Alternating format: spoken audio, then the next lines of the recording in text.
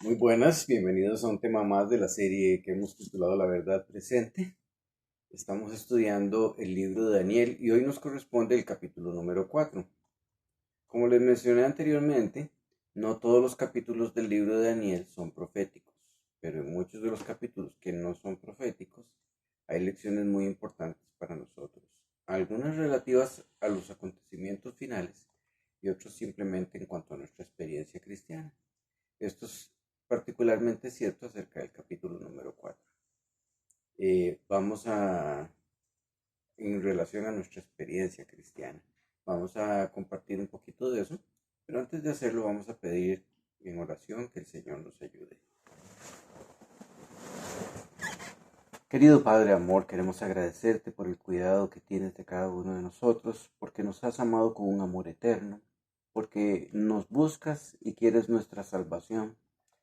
Testimonio de tu santa palabra es que no te complaces con la muerte del impío, sino que quieres que todos procedamos al arrepentimiento. Así que humildemente pedimos, Señor, que tu Santo Espíritu nos guíe a la comprensión de tu palabra y a una vivencia en ti que nos ayude a poder reflejar el carácter precioso de tu Hijo amado y estar preparados cuando vengas en gloria para ir a morar contigo. Gracias por todo, llénanos de tu paz. Bendice a cada persona que está viendo este programa, este estudio, este momento, y pedimos que si alguien está pasando por circunstancias difíciles o simplemente las decisiones de la vida, la solemnidad de las decisiones que tomamos que determinan la eternidad, pedimos que seas con cada uno de ellos, los que estén combatiendo contra el enemigo, contra la tentación, los que están también gozando de tu gracia, pedimos que seas con cada uno y nos ayudes a amarte más y a vivir cada vez más cerca de ti. Llénanos con tu Santo Espíritu y ayúdanos a comprender lo que hemos de leer en el nombre del Señor Jesús. Amén. Muy bien, el capítulo 4 es peculiar porque no es escrito por Daniel. En realidad, el capítulo 4 es escrito por el mismo rey Nabucodonosor. Vamos a ir dando lectura y haciendo algunos comentarios conforme leemos. Nabucodonosor, rey, a todos los pueblos, naciones y lenguas que moran en toda la tierra, paz os sea multiplicada. Conviene que yo declare las señales y milagros que el Dios Altísimo ha hecho conmigo. Vean qué interesante que pareciera ser otro rey Nabucodonosor. Y no el mismo que estamos acostumbrados a ver ya en los capítulos anteriores. Ese rey dictatorial, soberbio, implacable, que a quien quería mataba y a quien quería permitía la vida, ahora habla diferente. Está hablando como un cristiano. En realidad es otro rey. Porque la palabra de Dios nos dice que, y lo vamos a leer ahí si gustan seguirme, en Segunda de Corintios, capítulo 5, versículo 17, dice, de modo que si alguno está en Cristo, nueva criatura es. Las cosas viejas pasaron, he aquí, todas son hechas nuevas. El rey Nabucodonosor tuvo una experiencia de conversión. De modo que el que está en Cristo, si alguno está en Cristo, nueva criatura es.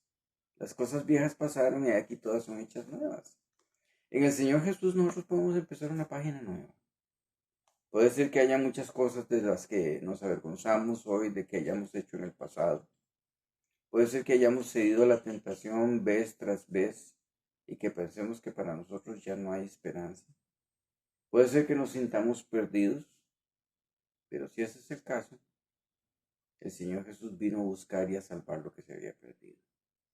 Si estás perdido, calificas. El rey Nabucodonosor había sido un rey terrible. Eh, Dado muerte él y a través de sus ejércitos a miles de personas.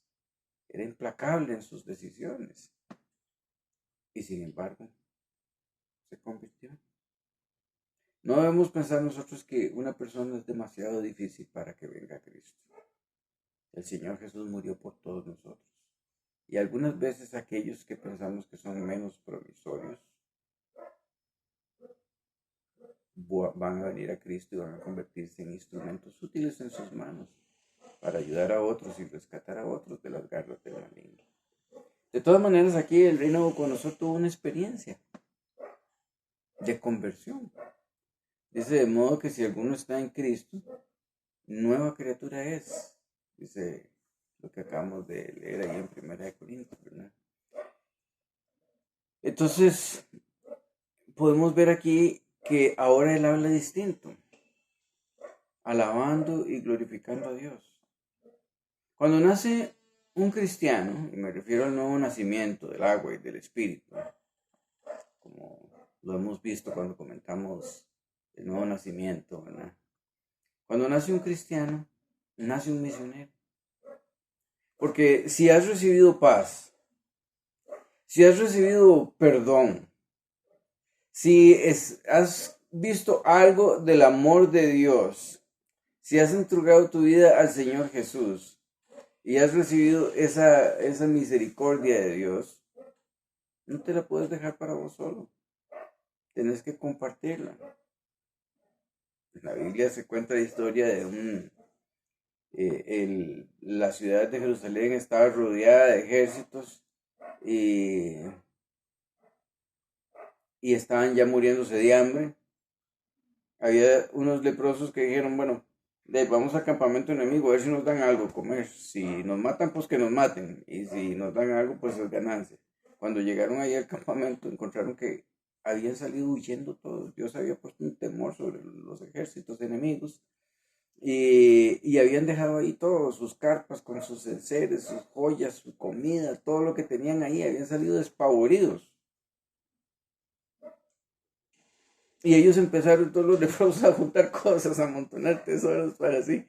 Y después dijeron, ay no, estamos haciendo mal. Aquellos están muriendo de hambre en la ciudad y nosotros haciendo esto no está bien. Entonces fueron y avisaron a la ciudad y todos vinieron y todos se saciaron de la abundancia que habían dejado sus enemigos en el campamento. Lo mismo ocurre con nosotros. Si hemos conocido el amor de Dios, si nos hemos gozado de la abundancia que Él ha provisto para nosotros en el perdón y la gracia, no podemos egoístamente mantener eso para nosotros. Es nuestro privilegio y nuestro deber compartir con los demás. No para llenar de números una iglesia determinada. No para que vengan más recursos a una iglesia determinada, sino para que la gente pueda encontrar el perdón, la misericordia, guiarlos a Jesús para que les pueda dar la vida eterna. Eso es lo que motiva al cristiano a compartir su fe. Conviene que yo declare las señales y milagros que el Dios Altísimo ha hecho conmigo. Cuán grandes son sus señales y cuán potentes sus maravillas.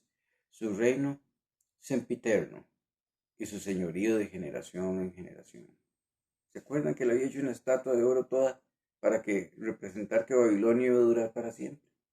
Ahora reconoce humildemente que el que controla las naciones es Dios.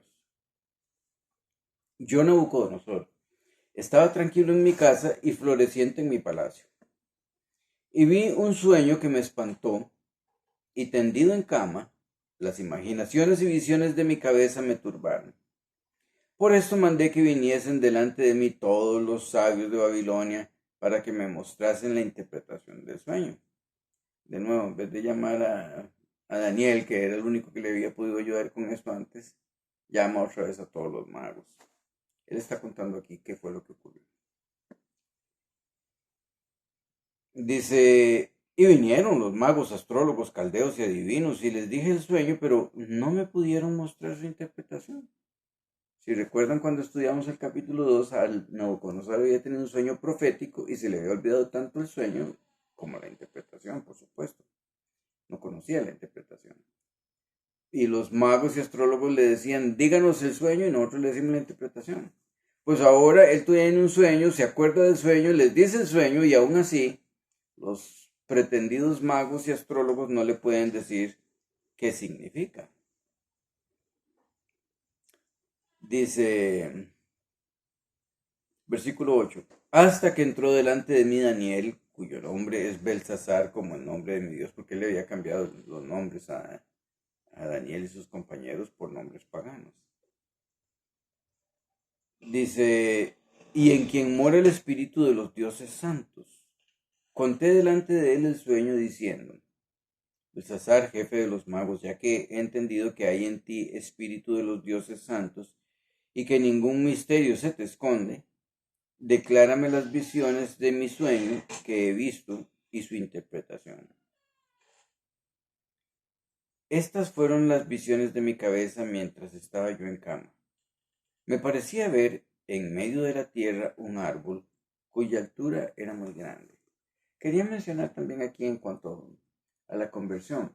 Puede ser que usted no pueda decir el momento exacto en que usted se convirtió, aunque eso le suene raro a algunos, porque el Espíritu del Señor está trabajando en la mente y en el corazón de cada uno de nosotros desde que nacemos y nos trata de atraer con cuerdas de amor. Y las experiencias de la vida, la palabra de Dios, el testimonio de otras personas, como fue el testimonio tan tremendo que habían dado Daniel y sus compañeros, las maravillas que Dios había obrado en favor de ellos por su fidelidad.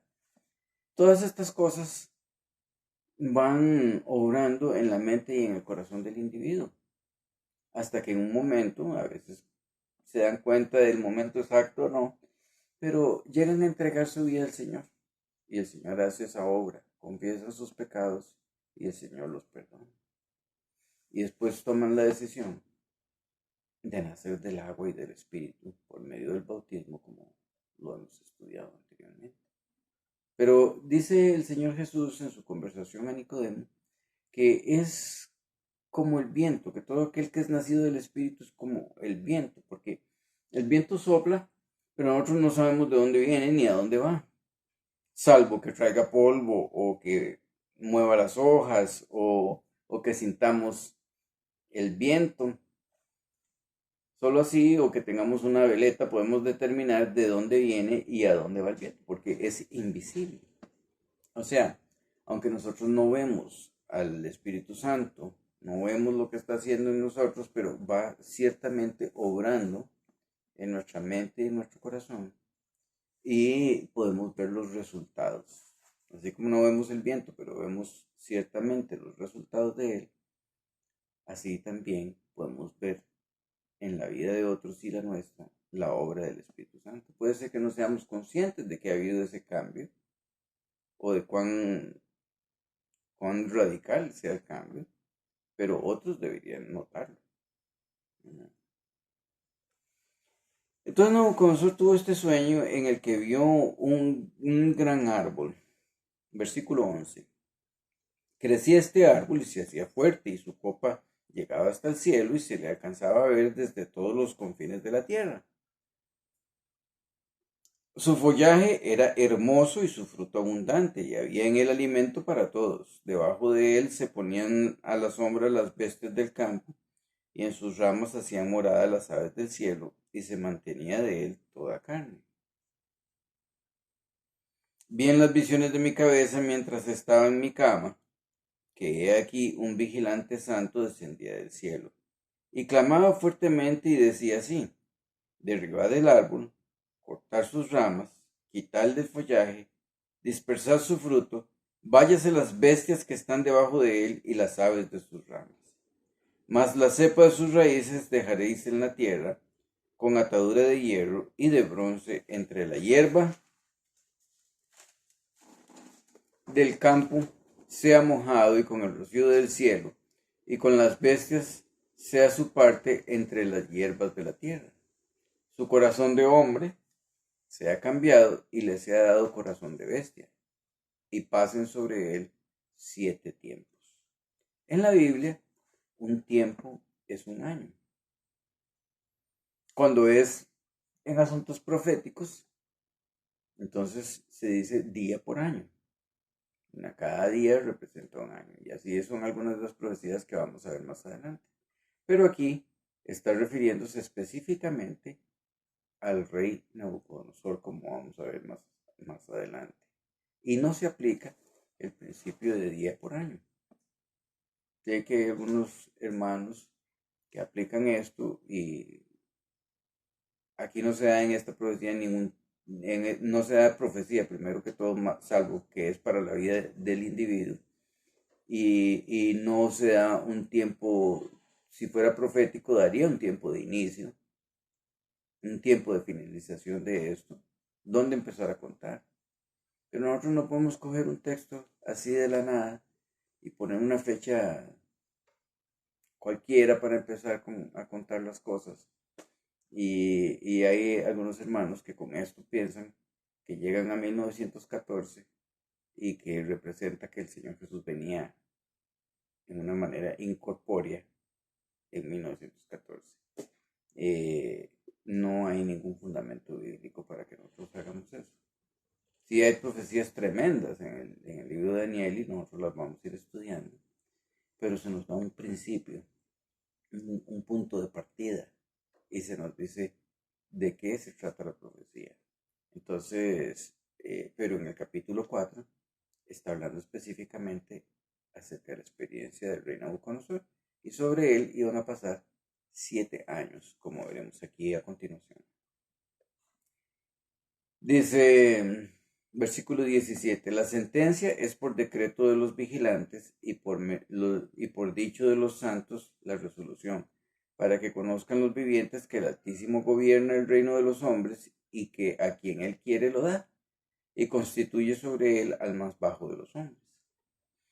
Yo, el rey Nabucodonosor, he visto este sueño. Tú, pues, Belsasar, dirás la interpretación de él, porque todos los sabios de mi reino no han podido mostrarme su interpretación, mas tú puedes, porque mora en ti el espíritu de los dioses santos.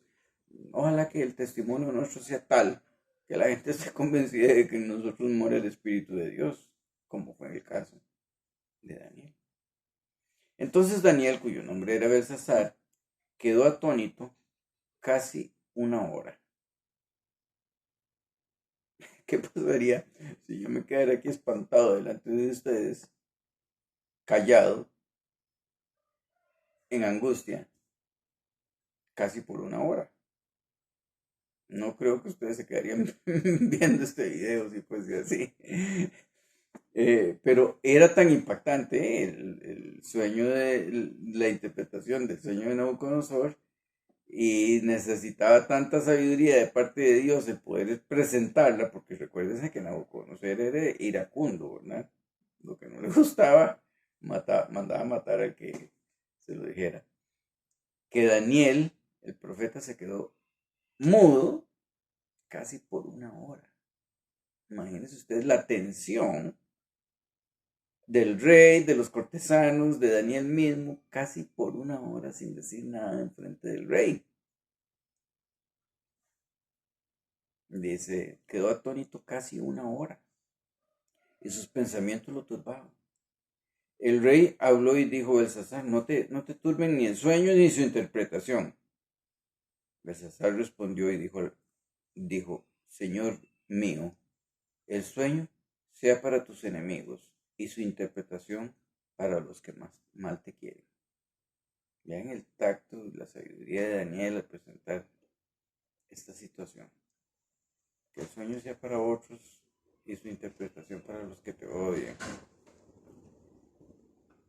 El árbol que viste, que crecía y se hacía fuerte y cuya copa llegaba hasta el cielo y que se veía desde todos los confines de la tierra, cuyo follaje era hermoso y su fruto abundante, en que había alimento para todos, debajo del cual moraban las bestias del campo y en cuyas ramas anidaban las aves del cielo, tú mismo eres, oh rey, que creciste y te hiciste fuerte, pues creció tu grandeza y ha llegado hasta el cielo y tu dominio hasta los confines de la tierra. Y vean que cuando Dios da, porque dice que hay alimento para todos, cuando Dios da abundancia a una persona, no es para una gratificación egoísta, sino para que sea un beneficio para otras personas. Hay algunos que se enojan cuando ven que alguien prospera y que tiene grandes negocios. ¿Verdad? No todo viene de Dios, primero que todo, y las riquezas no determinan la salvación. Pero No todas las personas tienen la capacidad administrativa igual. Algunos tienen capacidad de manejar más y a sus hombros se cobijan otros. Y a veces cuando ya no está ese individuo, los otros quedan sin trabajo también.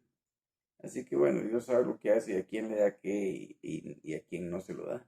Con esto no digo que si uno nació para maceta del corredor no pase.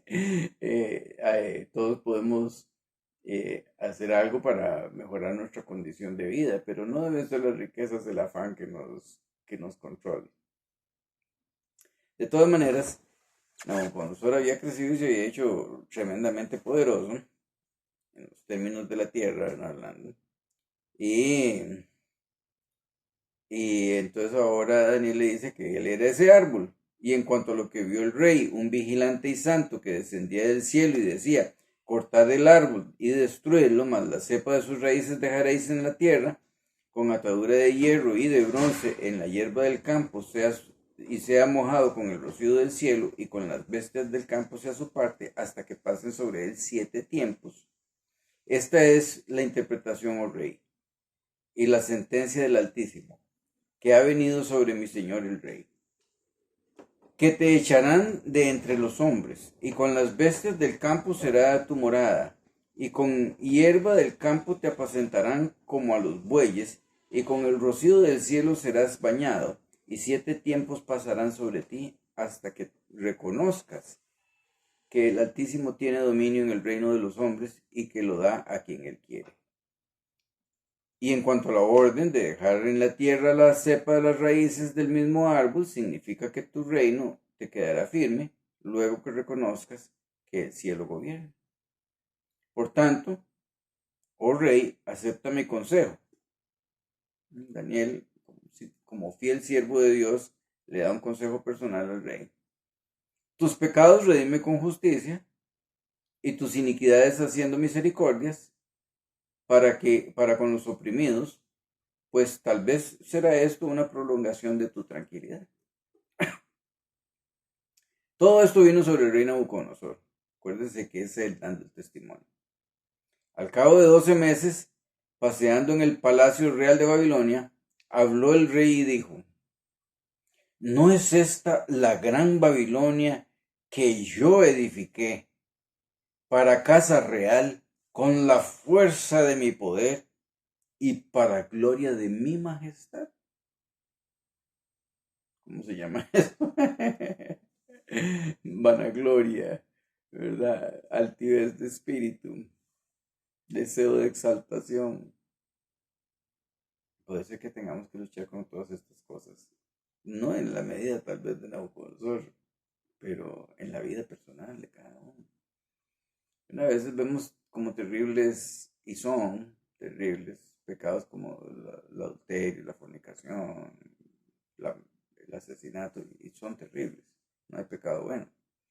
Pero pasamos por alto el orgullo, la vanagloria. Y esos pecados causaron la caída del diablo, bueno, de Luzbel, que se convirtió en Satanás. O sea que son pecados odiosos también a la presencia de Dios, a la vista de Dios. Aún estaba la palabra en la boca del rey cuando vino una voz del cielo. A ti se te dice, rey Nabucodonosor, el reino ha sido quitado de ti. Y de entre los hombres te arrojarán, y con las bestias del campo será tu habitación, y con los bueyes te apacentarán, y 7 tiempos pasarán sobre ti, hasta que reconozcas que el Altísimo tiene el dominio en el reino de los hombres, y lo da a quien él quiere. En la misma hora se cumplió la palabra sobre Nabucodonosor, y fue echado de entre los hombres, y comía hierba como los bueyes, y su cuerpo se mojaba con el rocío del cielo, hasta que su pelo creció como plumas de águilas, y sus uñas como las de las aves. O sea, se volvió loco, completamente loco, y andaba como un animal. El pelo le crecieron esas marañas, las uñas. Más al fin del tiempo, o sea, de los 7 años, yo, Nabucodonosor, alcé mis ojos al cielo, y mi razón me fue de vuelta. Y bendije al Altísimo, y alabé y glorifiqué al que vive para siempre, cuyo dominio es sempiterno, y su reino por todas las edades. Todos los habitantes de la tierra son considerados como nada, y él hace según su voluntad en el ejército del cielo y en los habitantes de la tierra. Y no hay quien detenga su mano y le diga qué haces. En el mismo tiempo mi razón me fue de vuelta, y la majestad de mi reino, mi dignidad, mi grandeza volvieron a mí, y mis gobernadores y mis consejeros me buscaron, y fui restablecido en mi reino, y mayor grandeza me fue añadida. Ahora yo, Nabucodonosor, alabo, engrandezco y glorifico al Rey del cielo, porque todas sus obras son verdaderas y sus caminos justos, y él puede humillar a los que andan con soberbia. Qué belleza la transformación que hizo Dios en el corazón de Nabucodonosor. Y como dice en el libro de Romanos capítulo, ¿dónde está? 10, versículo 9 dice, si confesares con tu boca que Jesús es el Señor y creyeres en tu corazón que Dios le levantó de los muertos, serás salvo. Porque con el corazón se cree para justicia, pero con la boca se confiesa para salvación. O sea, claro que esto no es simplemente una expresión de la boca, ¿verdad? Porque no tendría ningún valor, ¿verdad? Dice la palabra de Dios que de la abundancia del corazón habla la boca. Él no se podía quedar callado ahora y estaba confesando y declarando delante de todos que Dios había hecho estas maravillas en él. Así nosotros también debemos hacerlo. Y no nos debe dar vergüenza, ¿verdad? Dice que si nos avergonzáramos del Hijo del Hombre aquí en la tierra, delante de esta generación perversa,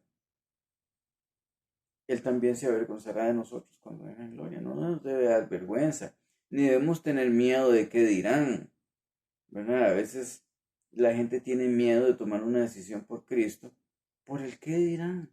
Ay, ¿qué van a decir los vecinos? ¿Qué van a decir esto? ¿Qué van a decir eso? No, no, no. Si tomas una decisión por Cristo es la mejor decisión que puedes tomar en la vida. No importa lo que diga la familia, los vecinos o cualquier otra persona. Lo que te debe importar es lo que piense Dios de eso. Y entonces vas a vivir una vida victoriosa en Cristo Jesús, ¿verdad? Sin temor, confesándolo a Él delante de los hombres. Él no tuvo vergüenza de venir a morir por vos. No, no tenés por qué tener vergüenza de vivir por Él, ¿verdad? Dios quiere hacer esa maravilla y está haciendo esas maravillas en nosotros. Y debemos compartirlo con los demás. Por eso dije, cuando nace un cristiano, nace un misionero. Y nosotros tenemos hoy el privilegio de contar cuán grandes cosas ha hecho el Señor con nosotros. Acuérdense en el caso de los endemoniados de Garadena. Esos hombres terribles, ¿verdad? Que había una legión en ellos. El Señor Jesús los libera. Y ahora ellos desean ardientemente seguir al Señor Jesús. Quieren montarse en la barca e irse con Él. Pero el Señor Jesús les dice no. Vayan y cuenten cuán grandes cosas ha hecho el Señor con ustedes. No les dio un estudio bíblico, no oyeron un sermón, no conocían mucho de la palabra de Dios, ni siquiera eran del pueblo de Israel. Y sin embargo, el Señor Jesús los manda para que vayan y cuenten cuán grandes cosas ha hecho Dios con ellos. No necesitas ser un erudito para poder compartir con otros cuán grandes cosas ha hecho Dios con vos.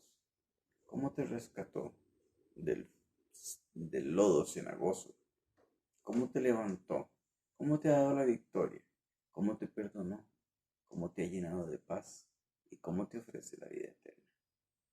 Dios quiera que podamos compartir con otros la experiencia que el Señor está haciendo en nuestro corazón para beneficio nuestro, para beneficio de los demás y para darle la gloria de todo a Dios.